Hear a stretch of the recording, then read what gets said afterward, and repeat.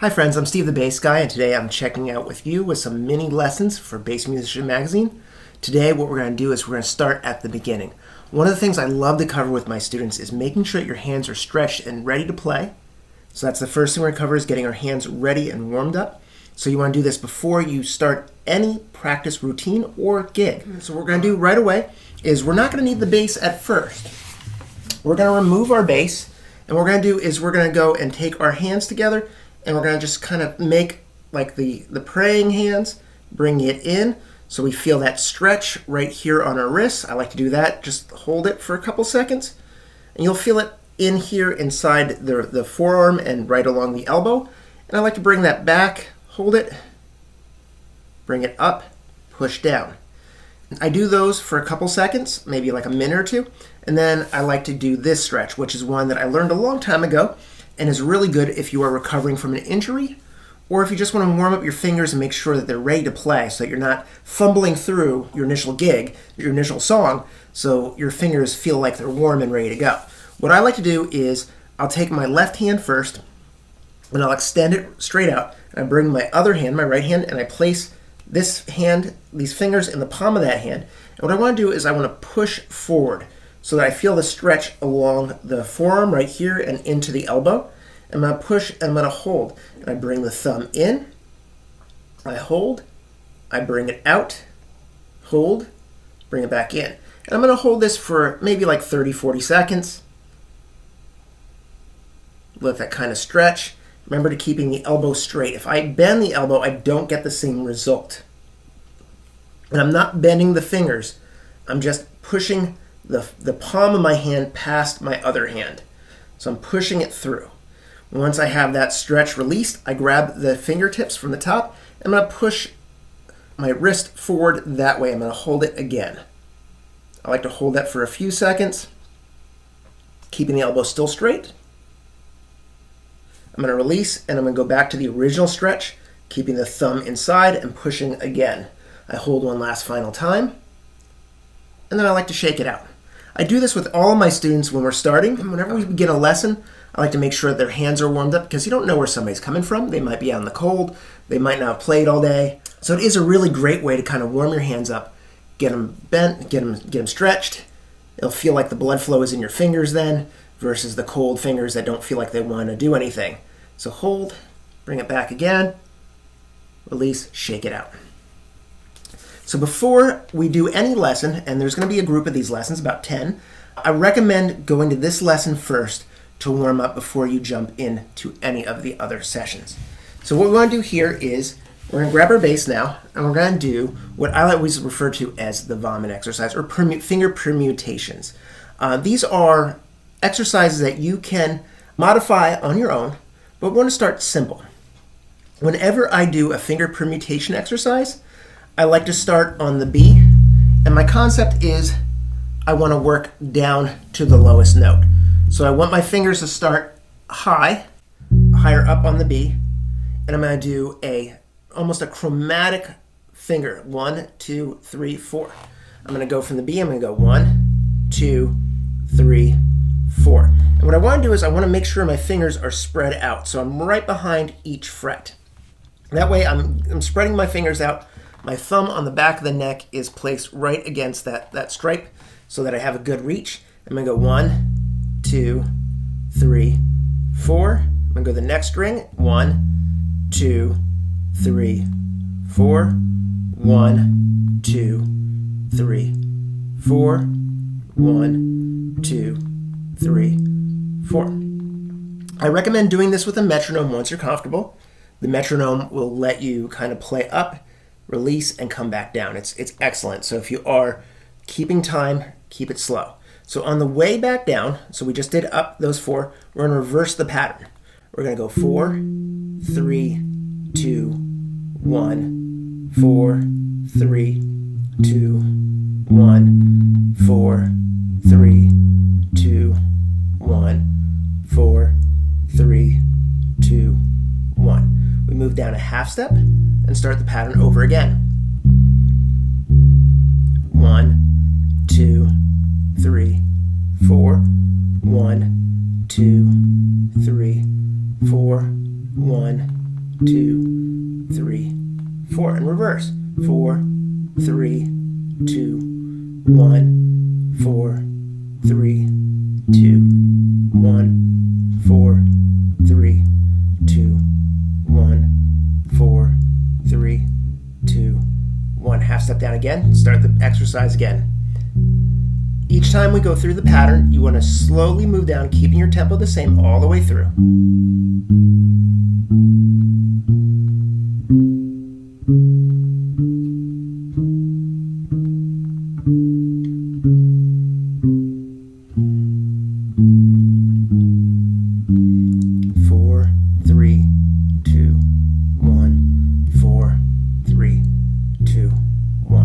I'm going to give you about 6 different permutations written out in the notes that go along with this lesson, and I want you to try each one. So the second one I would give you would be the variation of the last one we did.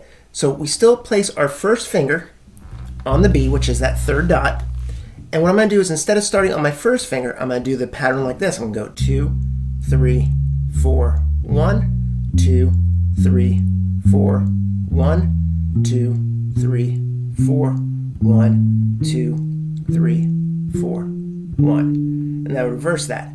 1, 4, 3, 2, 1, 4, 3, 2, 1, 4, 3, 2, 1, 4, 3, 2.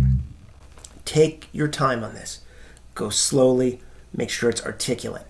What you don't want to do is you don't want to go get a bunch of dead notes or buzz notes. If you get a note that's buzzing, it's possible that your finger is between the frets. So you don't want to play between. You want to try to almost play with your finger on the fret. Like that. That's going to be where you're going to get your best tone from. So making sure as you move down, or I say modulate down, you want to make sure that you're right behind that fret.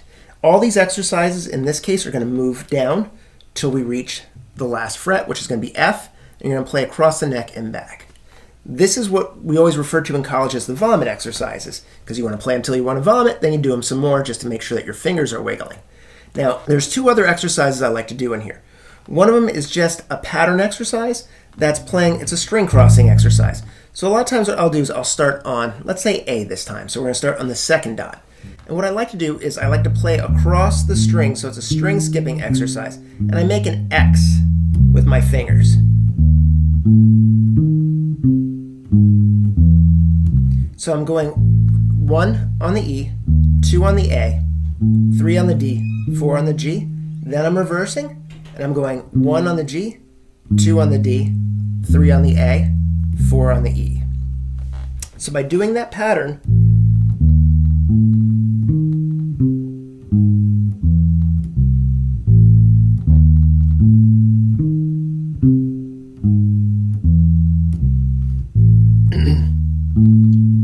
what this allows me to do is it gives me a good stretch in my hand as I move across, because I want to have that pattern flow back and forth. And I always just refer to that as the X pattern. And you can do that in a couple different locations. And you just kind of want to make sure that your hands are kind of spread open so that you can reach across, hit those notes, 1 finger per fret. Getting a good clean tone on each one.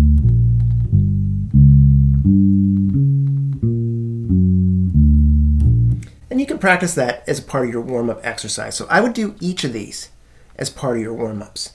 It's a nice way to get your hand warmed up and ready to play. So I would do this lesson before you jump into any of the others. So always going back and doing a warm-up and some variation of those warm-ups. Now there is another exercise I like to add in too, which is called the spider exercise. The spider exercise, I like to go the opposite way. So in this case, what we're going to do is we're going to play intervals again, but it's across 2 strings this time, much like the X exercise. What we're going to do is we're going to do intervals of fifths. So we're going to go 1, 3, 2, 4. That's across the D and the G string. And then we're going to go back and we're going to go 4, 2, and then 3, 1. So these are, on the way up, we're doing intervals of fifths. And on the way back, we're doing intervals of minor thirds. So we recognize those sounds. Now, the idea is, in this case, it's a warm-up to get the fingers wiggling, not really worried about theory, but An interval of a fifth is the fifth note of the scale from the root being whatever the first note is played there. I'm calling this the fifth from that one. And then on the way back, whatever my root is, to the minor third of that distance. This is a good exercise just to kind of get your fingers wrapped around.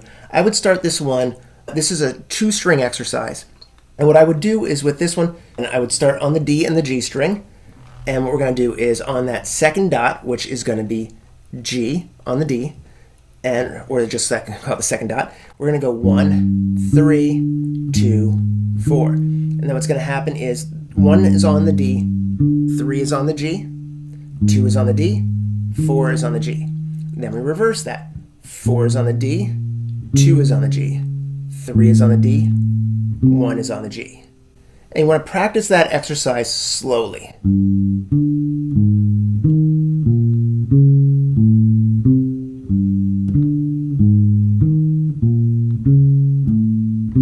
And then we can move it down a string.